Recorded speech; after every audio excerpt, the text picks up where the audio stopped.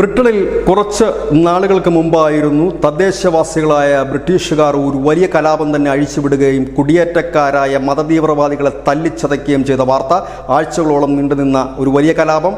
ആ കലാപത്തിൻ്റെ അലയൊലികൾ കെട്ടടങ്ങുന്നതിന് മുൻപ് തന്നെ യൂറോപ്യൻ യൂണിയനിലെ അംഗമായ ജർമ്മനിയിൽ ഒരു കലാപത്തിന് ആഹ്വാനം ഉയർന്നിരിക്കുകയാണ്. കഴിഞ്ഞ ദിവസം ജർമ്മനിയിലെ സോളിംഗൻ എന്ന് പറയുന്ന സ്ഥലത്ത് ഒരു സിറിയക്കാരനായ യുവാവ്, ഇസ്ലാമിക് സ്റ്റേറ്റിലെ അംഗമായ യുവാവ്, പാലസ്തീനിൽ നടക്കുന്ന അതിക്രമങ്ങൾക്ക്, ഇസ്രായേൽ അതിക്രമങ്ങളിൽ പ്രതിഷേധിച്ചുകൊണ്ട് കത്തി ആക്രമണം നടത്തി. ജർമ്മനിയിൽ 3 പേരെ കുത്തിക്കൊലപ്പെടുത്തുകയും 8 പേരെ, ജർമ്മൻകാരായ 8 പേരെ ഗുരുതരമായി പരിക്കേൽപ്പിക്കുകയും ചെയ്തു. ആ സംഭവത്തിന് ശേഷം ജർമ്മനിയിലെ തദ്ദേശീയരായ, അതായത് ജർമ്മനിയിൽ ജനിച്ചു വളർന്ന ജർമ്മൻകാരായവർ ഒരു പ്രതിജ്ഞ എടുത്തിരിക്കുന്നു: കുടിയേറ്റക്കാരെ എത്രയും പെട്ടെന്ന് ഇവിടുന്ന് പുറത്താക്കണം. കാരണം ഇതൊരു സൂചനയാണ്.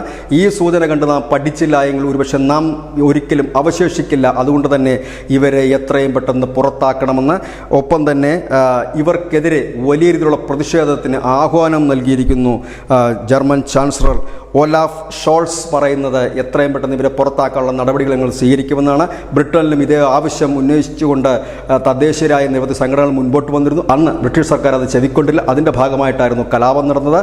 ഇപ്പോൾ ജർമ്മനിയിലും സമാനമായ സ്ഥിതിവിശേഷമാണ്. കുടിയേറിയവരെല്ലാം ഒരു ബാധ്യതയായി പല രാജ്യങ്ങളിൽ മാറുമ്പോൾ, ഇല്ലെങ്കിൽ അവർക്ക് മുകളിൽ കാലനായി അവർ വിലസുമ്പോൾ സ്വാഭാവികമായും തദ്ദേശീയർ വടിയെടുക്കുക സ്വാഭാവികം മാത്രം. News desk news India Malayalam.